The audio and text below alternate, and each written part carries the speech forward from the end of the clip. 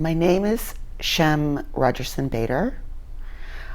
I have been a sessional instructor here at OCAD at FAS. I'm also a graduate of OCAD before it was a university in painting and drawing. I had a studio practice for many decades, but then became more of an academic, leaving my art practice kind of behind for reading and writing and academic literacy.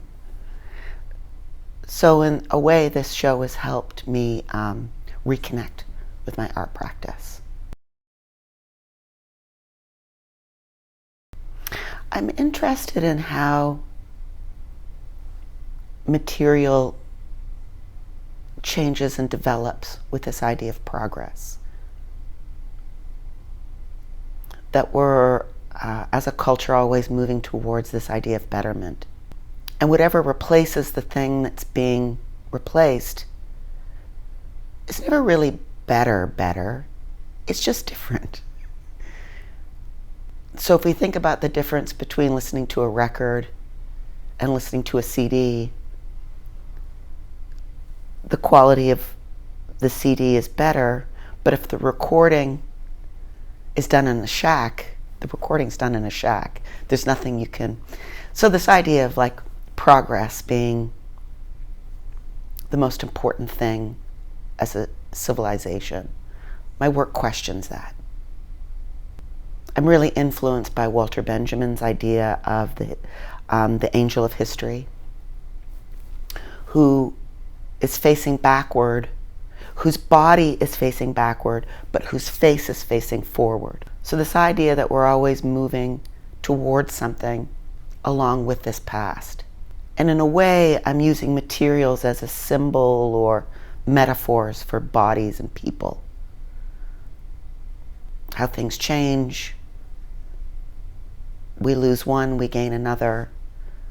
So a lot of the ribbon that I use in the work is meant to connote grief, is meant to connote loss. But for some people, they see it as film or its own materiality. I think that's great. So I'm intersecting ideas around the family, the changes in the city, and how we're all morphing and becoming kind of anew, and how there's a loss in that. There's gains, but there's also a loss. But I play with languages of modernity. And that those languages of modernity,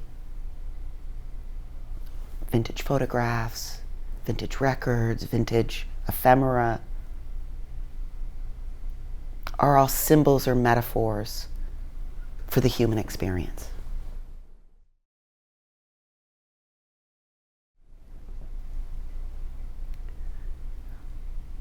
The piece with the orange ribbon that says third prize on it, it's titled 318 Yonge Street. In the main part of that piece, there's like a piece of very thin cardboard. And on the bottom, you can see it says 318 Yonge Street and the name of the photographic studio. So that's where my great uncle got a picture of himself taken.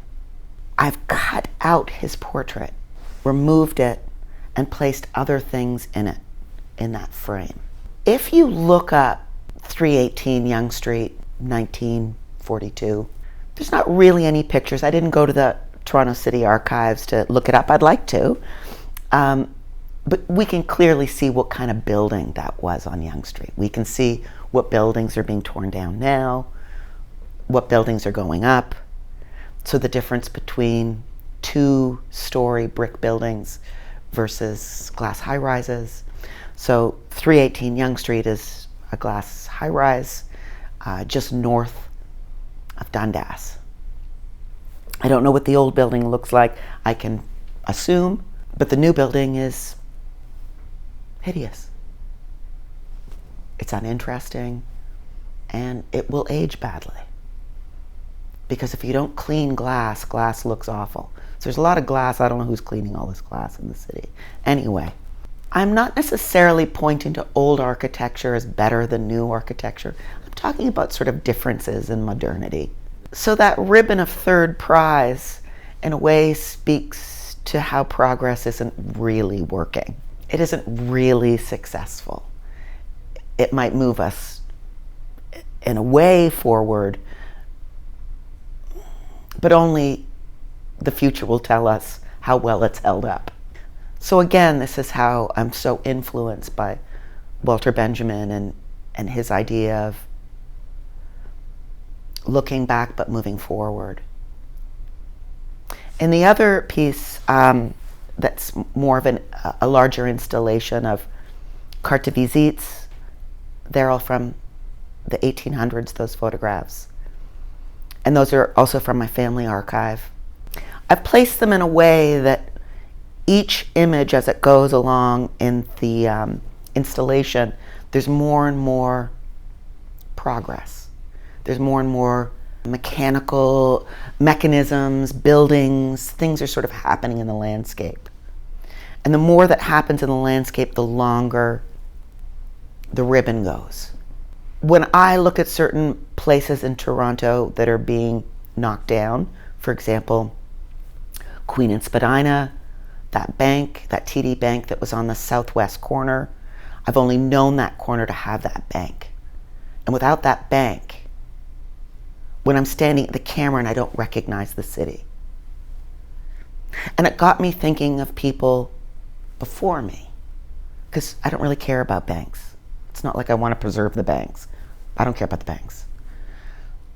And it got me thinking about the people like ancestors before me who would see the building go up and miss the pasture.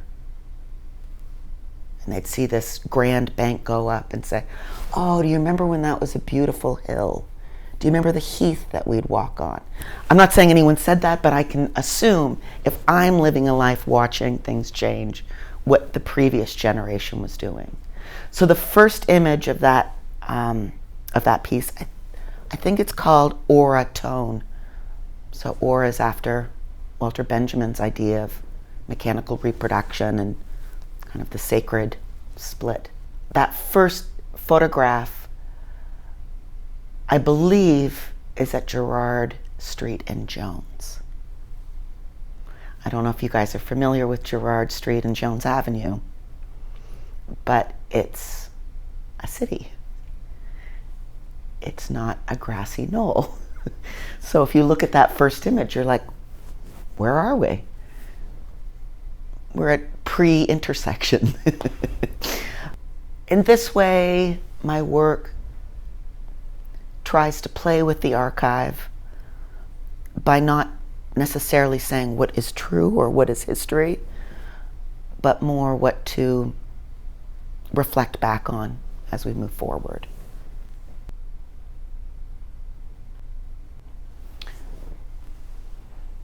Let me think about that just a second.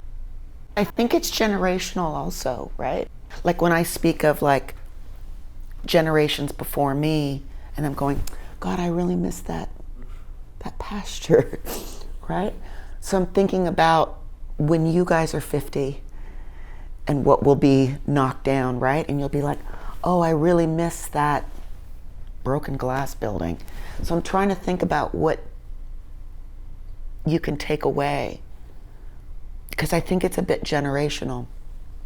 I think that we're talking about something durational. I think we're talking about speed and time moving in a different way. It takes a lot of time to listen to a side of a record, right? You know, like you really have to give it there's nothing you can do about it. You can't speed up the record, right? So there's something about materiality holding time that forces us to use it as it needs to be used. I think your generation is more fast-paced than mine, but maybe that's not true. Maybe my generation was just as fast-paced, but there was enough room for me to be alternative. There were lower rents, for example. I wonder if these questions around materiality and feeling a connection to materiality is about duration and being able to slow down and to take things in and to not be sure what they mean. Communication through materials, but it's connected to the human experience.